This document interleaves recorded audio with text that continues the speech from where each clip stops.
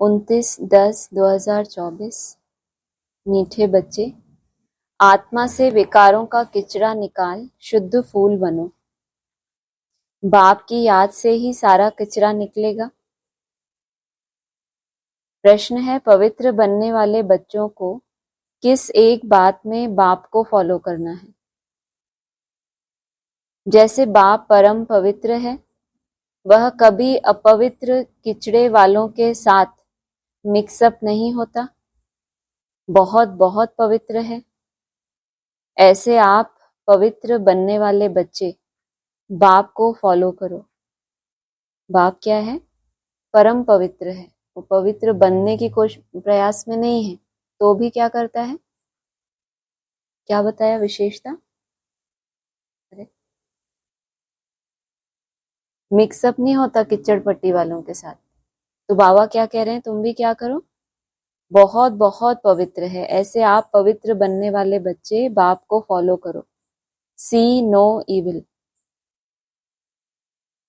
बाप बैठ बच्चों को समझाते हैं तो यह दोनों बाप एक को रूहानी, दूसरे को जिस्मानी बाप कहेंगे।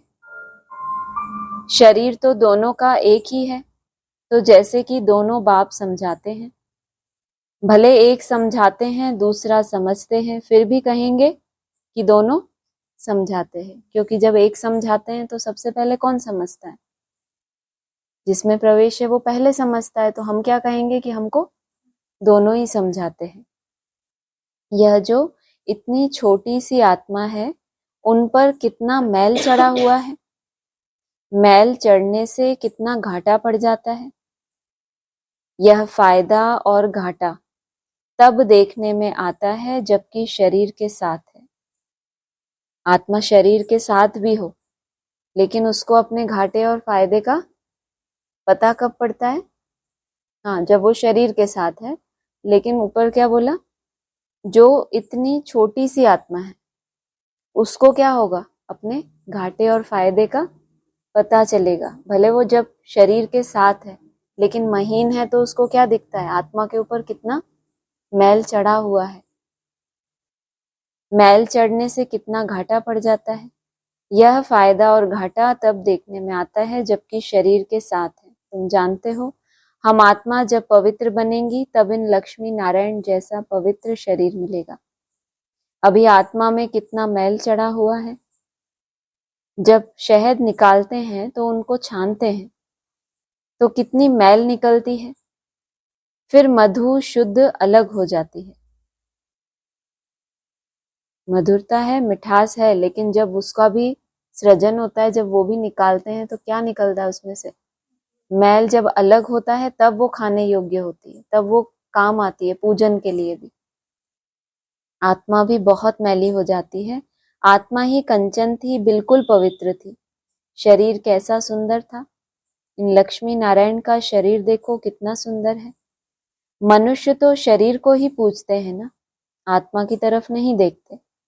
आत्मा की तो पहचान भी नहीं है। मनुष्य क्या करते हैं? शरीर को पूजते हैं, आत्मा को नहीं देखते। इसका क्या मतलब हुआ? जब शरीर पावन बन जाता है तब वो पूजन योग्य मानते हैं उनको। तब तक तो उनको पता ही नहीं चलता कि कौन लक्ष्मी नारायण, क्या पुरुषार्थ है, ये क्या बड़ी बात हो गई। लेकिन जब शरीर सहित पावन बन जाते हैं तब उनकी पूजा होती है। आत्मा की तरफ नहीं देखते। आत्मा की तो पहचान भी नहीं है। पहले आत्मा सुंदर थी, चोला भी सुंदर मिलता है। उनको ये नहीं पता कि पहले क्या सुंदर बना? आत्मा सुंदर बनी, पीछे चोला भी सुंदर मिलता है। तुम भी अभी यह बनना चाहते हो, तो आत्मा कितनी शुद्ध होनी चाहिए। आत्मा को ही तमो प्रधान कहा जाता है, क्योंकि उनमें फुल किचड़ा है। एक तो देह अभिमान का किचड़ा, और फिर नेक्स्ट आगे कौन से मुख्य दो विकार? कौन से? काम और क्रोध। पहले पहले देह अभिमान का किचड़ा और फिर काम क्रोध का किचड़ा। किचड़ा निकालने के लिए छाना जाता है ना, छानने से रंग ही बदल जाता है। वाह! तुम अच्छी रीति बैठ विचार करेंगे तो फील होगा। क्या फील होगा? क्या लगता है? अच्छी रीति बैठ के जब विचार करेंगे तो क्या फील होगा? आत्मा में कितना कचरा है। सोचो, लोग तो सोचते हैं कि विचार सागर मंथन करें, ज्ञान का चिंतन करें। बाबा कह रहे हैं अगर अच्छी रीति मंथन करोगे तो क्या मिलेगा?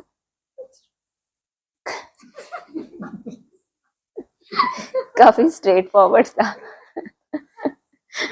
अच्छी रीति विचार सागर मंथन करेंगे तो क्या मिलेगा? किचड़ा। आत्मा को ही तमो प्रधान कहा जाता है क्योंकि उनमें फुल किचड़ा है। सॉरी, ये तो हो गया। किचड़ा निकालने के लिए क्या किया जाता है? छाना जाता है। तो फिर क्या होता है? कचरा अलग हो जाता है। लेकिन जो छन्नी में ऐसे ऐसे होता है उसको घर्षण तो महसूस होता है ना, फ्रिक्शन इसको कहते हैं बाबा। घर्षण नहीं महसूस होगा, इधर उधर इधर उधर, लेकिन हो क्या रहा है? साथ साथ किचड़ा अलग हो रहा है। छानने से रंग ही बदल जाता है। तुम अच्छी रीति बैठ विचार करेंगे तो फील होगा बहुत किचड़ा भरा हुआ है। आत्मा में रावण की प्रवेशता है। अभी बाप की याद में रहने से ही किचड़ा निकलता है। इसमें भी टाइम लगता है। बाप समझाते हैं देह अभिमान होने के कारण विकारों का कितना किचड़ा है। क्रोध का किचड़ा भी कोई कम नहीं है। क्रोध ही अंदर में जैसे जलता रहता है। कोई ना कोई बात पर दिल जलती रहती है। शक्ल भी तांबे जैसी रहती है। हमें कहते हैं एक दो को आत्मा देखो, और बाबा क्या करते हैं हमारी? कभी तांबे जैसी शक्ल, कभी क्या बोलते हैं और भी कुछ कुछ बोलते हैं ना। पीला चेहरा पड़ जाता है इनका। किसका पड़ जाता है पीला चेहरा? क्या बताया मुरली में? हाँ, तो भी चेहरा पीला पड़ता है। और दूसरा कोई थोड़ा बोल दे, अरे आप कितने कमजोर हो गए, अरे आप कितने बीमार लग रहे हो, तो और ही बीमार हो जाते हैं सुनते से ही, कि पता नहीं हम कैसे दिखने लगे, पता नहीं हमारा कैसा क्या है। सुनते से ही कोई कोई क्या होता है? पीले पड़ जाते हैं। पीले पड़ जाना माना जब सर्कुलेशन होता है तो फिर क्या होता है? लाल लाल होते हैं। जब आत्मा की एनर्जी यहाँ पर होगी, चिंतन करेंगे तो कैसे होते हैं योगी? लाल हो जाते हैं ना। क्यों? क्यों? सारी संकल्प शक्ति कहाँ एकाग्र कर रहे हैं? ऊपर। सारा सर्कुलेशन ऊपर की तरफ। पीला पड़ना माना एकदम नर्वस हो जाना, सारा बीपी डाउन, वैसी वाली बात हो गई। तो बाबा कहते हैं क्रोध ही की बात की कि अंदर में क्या होता है? वो जलता रहता है। उसकी यादगार में आज भी रावण को क्या करते हैं? जलाते रहते हैं। पुरुषार्थी जीवन में भी क्या करा? जलते ही रहे। तो फिर क्या करते हैं? उनके पुतलों को जलाते रहते हैं। अभी तुम समझते हो हमारी आत्मा जली हुई है। आत्मा में कितनी मैल है अभी पता पड़ा है। यह बातें समझने वाले बहुत थोड़े हैं। लो, कौन सी बात? आत्मा में कितनी मैल है, यह बात समझने वाले बहुत थोड़े हैं। सोचो, ये कोई बहुत गहरी बातें हैं कि कितनी मैल है। हाँ, निकलने में टाइम लगता है, कितनी निकली है, पहले से क्या परिवर्तन है। यह बातें समझने वाले बहुत थोड़े हैं। आगे सुनो। इसमें तो फर्स्ट क्लास फूल चाहिए ना। हैं उनमें कमियां, लेकिन वो हैं क्या? फर्स्ट क्लास फूल। अगर उनको ये समझ आने लगा क्या कि आत्मा में कितना मैल है, तो उनके योग को क्या मिल गई? जैसे कि दिशा मिल गई कि अब ये जो योग बल इकट्ठा कर रहे हैं, इससे क्या समाधान करना है, इससे कैसे सफाई होनी है अंदर। उससे पहले योग बल को दिशा ही नहीं मिली थी। बस दूसरों को ज्ञान सुनाया, बस ज्ञान में चलना, ज्ञान में ही चलना हो गया, चलते ही रह गए। याद में चलना, याद की यात्रा करना, उससे फिर अपना परिवर्तन करना, किसी मंजिल पे पहुंचना, वो तो हुआ ही नहीं। तो इसमें तो फर्स्ट क्लास फूल चाहिए ना। अभी तो बहुत खामियां हैं। तुमको तो सब खामियां निकाल बिल्कुल पवित्र बनना है ना। यह लक्ष्मी नारायण कितने पवित्र हैं। वास्तव में उन्हों को हाथ लगाने का भी हुक्म नहीं है। पतित जाकर इतने ऊंच पवित्र देवताओं को हाथ लगा न सके। हाथ लगाने लायक ही नहीं। मूर्तियां ही कैसी हैं?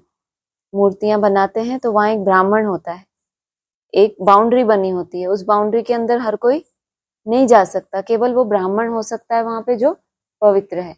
वो ही उन मूर्तियों को हाथ लगा सकता है। सोचो, तो जब चैतन्य होंगे तो कोई कोई मूर्तियों के साथ ऐसा होता है, सब मूर्तियों के साथ ऐसा होता है कि कोई उनको हाथ नहीं लगा सकता, बाउंड्री बनी हो। ऐसे ही पड़े रहते हैं, यहाँ से उठा के वहां रख दो, वहां से उठा के वहां रख दो, कहीं भी रख दो, कोई भी उठा ले।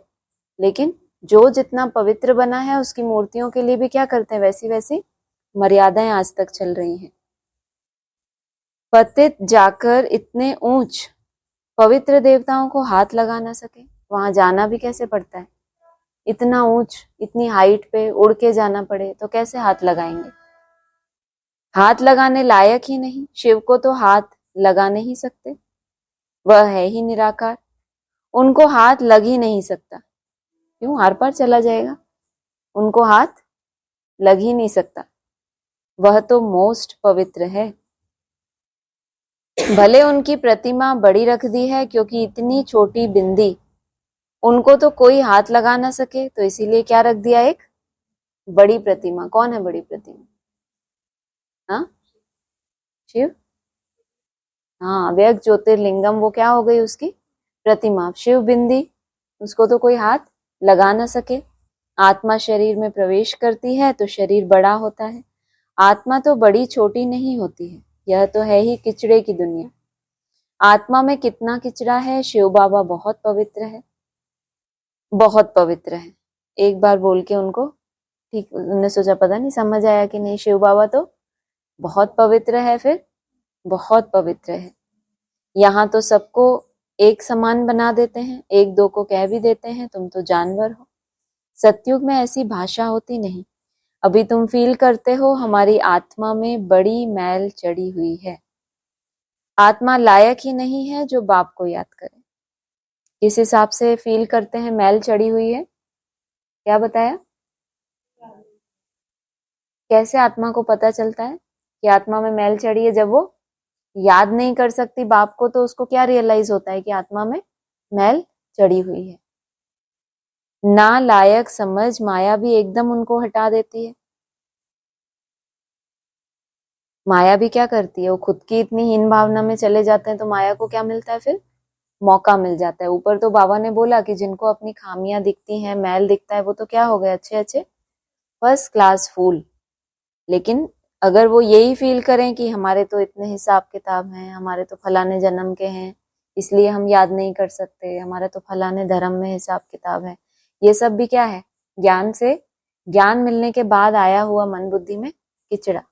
इसको कहते हैं ज्ञानियों का किचड़ा, जिसके कारण वो अपने पुरुषार्थ को क्या करते हैं, डिले करते हैं कि सबका तो नहीं होगा, हम इस धर्म से कनेक्टेड, ये है वो है। तो माया भी उनको क्या करती है, एकदम हटा देती है। बाप कितना पवित्र है, हम आत्माएं भी क्या से क्या बन जाती हैं। अब बाप समझाते हैं, तुमने मुझे बुलाया ही है आत्मा को शुद्ध बनाने के लिए। बहुत किचड़ा भरा हुआ है, बगीचे में कोई सब फर्स्ट क्लास फूल नहीं होते, नंबरवार है। बाप बागवान है। आत्मा कितनी पवित्र बनती है, फिर कितनी मैली एकदम कांटा बन जाती है। आत्मा में ही देह अभिमान का, काम और क्रोध का किचड़ा भरता है। क्रोध भी मनुष्य में कितना है। तुम पवित्र बन जाएंगे तो फिर कोई की शक्ल देखने की भी दिल नहीं होगी।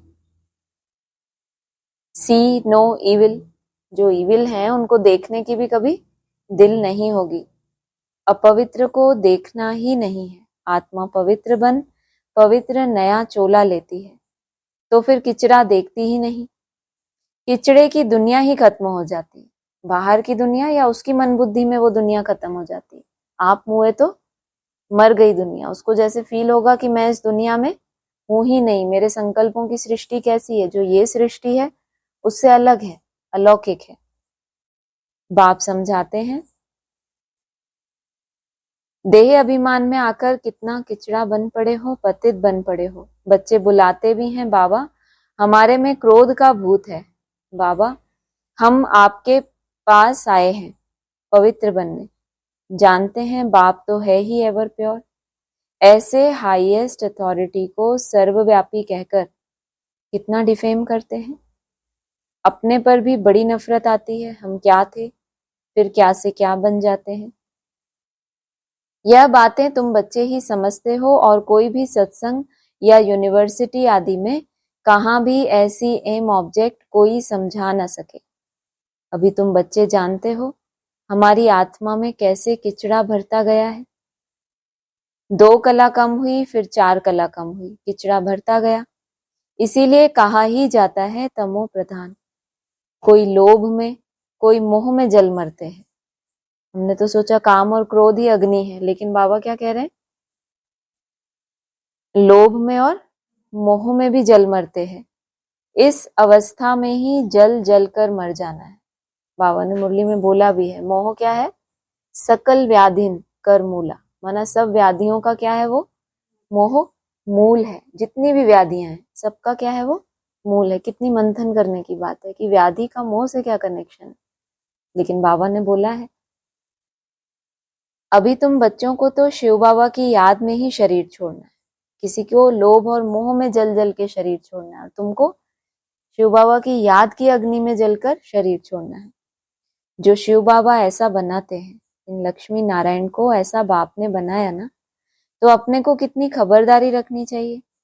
तूफान तो बहुत आएंगे, तूफान माया के ही आते हैं, और कोई तूफान नहीं है। जैसे शास्त्रों में कहानी लिख दी है हनुमान आदि की, कहते हैं भगवान ने शास्त्र बनाए। भगवान तो सब वेदों शास्त्रों का सार सुनाते हैं। भगवान ने तो सदगति कर दी, उनको शास्त्र बनाने की क्या दरकार है। बाप कहते हैं हियर नो इविल, इन शास्त्रों आदि से तुम ऊंच नहीं बन सकते हो। मैं तो इन सब से अलग हूं। जो भी ब्राह्मणों की दुनिया में कौन है, शास्त्र, शासन करने का जिनको क्या मिला हुआ है, ब्राह्मणों की दुनिया में अधिकार मिला हुआ है। इन शास्त्रों आदि से तुम्हारा कुछ भी क्या नहीं हो सकता, ऊंच नहीं बन सकते। मैं तो इन सब से अलग हूं। मैंने कभी ऐसा शासन सिखाया ही नहीं। मैंने कौन सा शासन सिखाया, गीता हमें क्या सिखाती है, स्व के ऊपर शासन करना ना। कोई भी पहचानते नहीं बाप क्या है, किसी को पता नहीं। बाप जानते हैं कौन कौन मेरी सर्विस करते हैं, अर्थात कल्याणकारी बन औरों का भी कल्याण करते हैं, वही दिल पर चढ़ते हैं। कोई तो ऐसे भी हैं जिनको सर्विस का पता ही नहीं। तुम बच्चों को ज्ञान तो मिला कि अपने को आत्मा समझो और बाप को याद करो। भले आत्मा शुद्ध बनती है, शरीर तो फिर भी यह पतित है ना। जिनकी आत्मा शुद्ध होती जाती है, उनकी एक्टिविटी में रात दिन का फर्क रहता है। क्या हो रहा है, अभी शरीर शुद्ध नहीं हुआ, शरीर पतित ही है, लेकिन क्या होता है, आत्मा शुद्ध बनती जाती है तो क्या फर्क आ जाता है, एक्टिविटी। जो आत्माएं शुद्ध बन रही हैं और जो उतनी शुद्ध नहीं बनी, उनकी एक्टिविटीज में रात दिन का फर्क देखने में आता है। चलन से भी मालूम पड़ता है, नाम कोई का नहीं लिया जाता। अगर नाम ले तो कहीं और ही बदतर ना हो जाए। नाम लेने से क्या होता है, और ज्यादा क्या आएगी, हीन भावना। अभी नाम रूप से परे तो नहीं गए ना। अभी तुम फर्क देख सकते हो, तुम क्या थे क्या बनना है, तो श्रीमत पर चलना चाहिए ना। अंदर गंद जो भरा हुआ है उसको निकालना है। लौकिक संबंध में भी कोई कोई बहुत गंदे बच्चे होते हैं, तो उनसे बाप भी तंग हो जाते हैं। कहते हैं, क्या कहते हैं, तंग हो जाते हैं तो क्या, आज तो सही सही जवाब दे रही, क्या बात। ऐसा बच्चा तो ना होता तो अच्छा था। फूलों के बगीचे की खुशबू होती है, परंतु ड्रामा अनुसार किचड़ा भी है। कोई बगीचा ऐसा थोड़ी होता है कि जिसमें सिर्फ फूल ही फूल हो, थोड़ा बहुत किचड़ा भी होता है, घास भी होती है, जो नहीं चाहिए वो भी तो होते ही हैं। परंतु ड्रामा अनुसार किचड़ा भी है। अक्क को तो बिल्कुल देखने भी दिल नहीं होती, परंतु बगीचे में जाने से नजर तो सब पर पड़ेगी ना। बागवान अपना रिपोर्ट की, अक्क को देखने की भी क्या नहीं होती, दिल नहीं होती। आत्मा कहेगी यह फलाना फूल है, खुशबू भी अच्छे फूल की लेंगे ना। बाप भी देखते हैं इनकी आत्मा कितना याद की यात्रा में रहती है, उसको क्या कहेंगे, खुशबूदार फूल। फिर औरों को भी कितना पवित्र बनी है, और फिर औरों को भी आप समान बनाते हैं, ज्ञान सुनाते हैं। मूल बात ही है मन मना भव। बाप कहते हैं मुझे याद करो तो पवित्र फूल बनो। यह लक्ष्मी नारायण कितने पवित्र फूल थे, इनसे भी शिव बाबा बहुत पवित्र है। मनुष्यों को थोड़े ही पता है। कि इन लक्ष्मी नारायण को भी ऐसा शिव बाबा ने बनाया। तुम जानते हो इस पुरुषार्थ से यह बने हैं। बाप समझाते तो बहुत हैं। एक तो याद की यात्रा में रहना है जिससे गंध निकले, आत्मा पवित्र बने।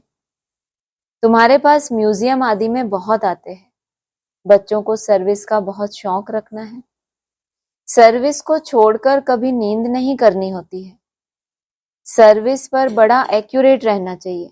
जो भी सर्विस मिली है उसको छोड़कर कभी भी नींद नहीं करना। अभी कौन सी सर्विस मिली आपको? आज ही मिली, 4 घंटे की सर्विस मिली, उसको पूरा किए बिना नींद?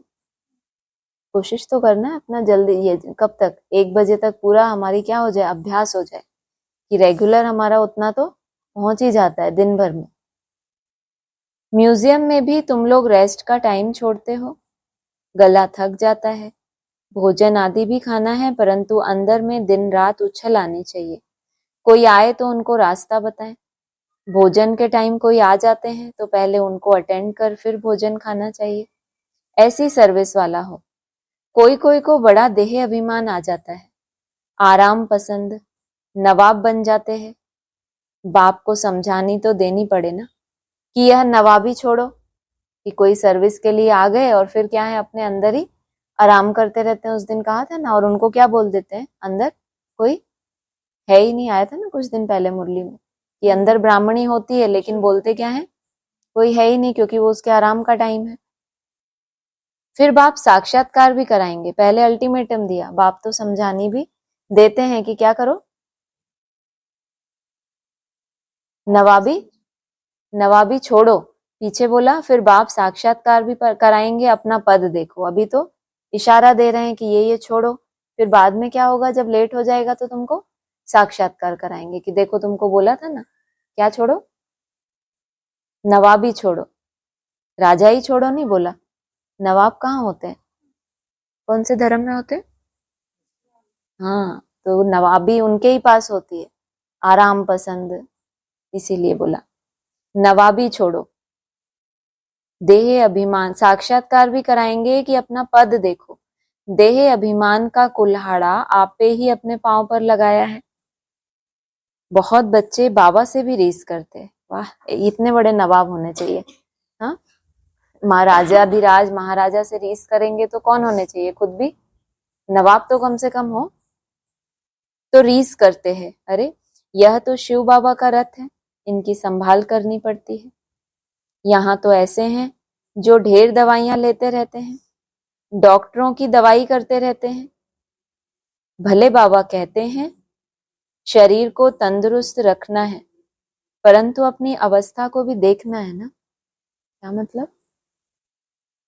शरीर को तंदुरुस्त रखना है, दवाई लेना है, लेकिन फिर जब बीमारी आए तो ढेर की ढेर दवाइयां लेते रहना। उससे क्या सिद्ध होता है कि अवस्था को चेकिंग कैसे होती है? बीमारी के समय क्या बोला है बाबा ने? अवस्था की परख होती है ना। तो बाबा कह रहे हैं भले बोला है कि तंदुरुस्त तो रखना है, परंतु अपनी अवस्था को भी ऐसे टाइम पर चेक करना है ना। तुम बाबा की याद में रहकर खाओ तो कभी कोई चीज नुकसान नहीं करेगी। याद से ताकत भर जाएगी, भोजन बड़ा शुद्ध हो जाएगा। बाबा तो कहते हैं ब्राह्मणों का बनाया हुआ भोजन उत्तम ते उत्तम है, परंतु वह तब जबकि याद में रहकर बनाए। उत्तम से उत्तम तो है, परंतु कब? जबकि याद में रहकर बनाए। याद में रहे बनाने से उनको भी फायदा और खाने वाले को भी फायदा होगा। अक भी तो बहुत है ना, यह बेचारे क्या पद पाएंगे? बाप को तो रहम पड़ता है, परंतु दास दासियां बनने की भी नोंद है। इसमें खुश नहीं होना चाहिए कि चलो राज परिवार में दास दासियां तो बनेंगे, इसी में खुश नहीं हो जाना। विचार भी नहीं करते हमको ऐसा बनना है। दास दासियां बनने से फिर साहूकार बने तो अच्छा है। साहूकार कैसे बनते हैं? तो बाहर रहते हैं, बहुत अच्छा पुरुषार्थ करते हैं, तन मन धन से सहयोगी बनते हैं। साहूकार बनने तो अच्छा है, दास दासियां रख सकेंगे। बाप तो कहते हैं निरंतर मुझे एक को याद करो, सिमर सिमर सुख पाओ।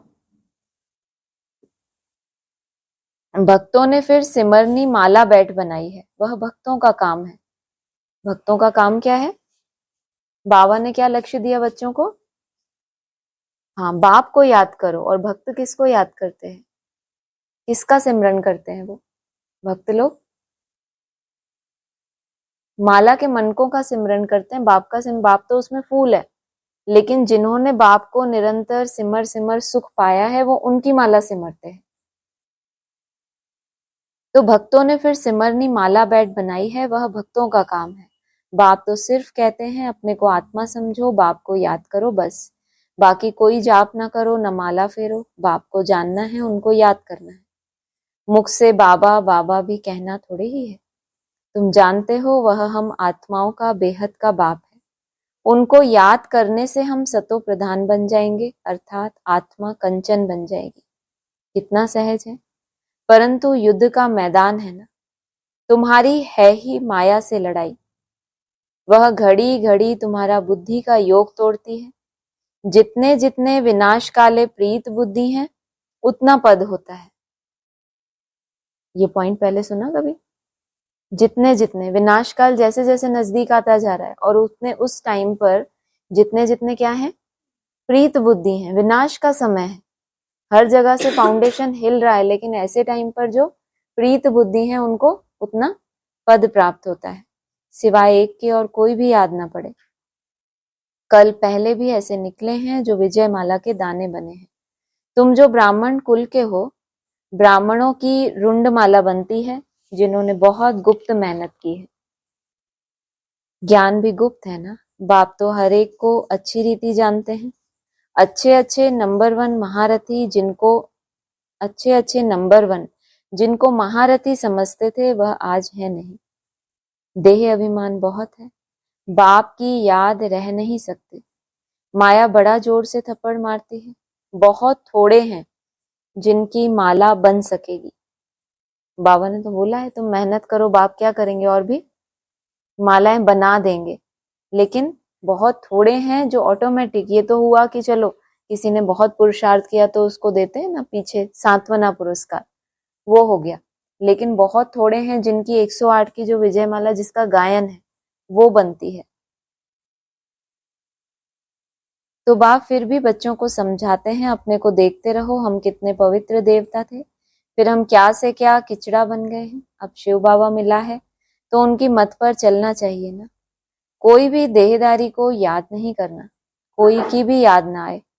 चित्र भी कोई का नहीं रखना है, एक शिव बाबा की ही याद रहे। शिव बाबा को शरीर तो है नहीं, यह भी टेम्पररी लोन लेता हूँ। तुमको ऐसा देवी देवता लक्ष्मी नारायण बनाने के लिए कितनी मेहनत करते हैं।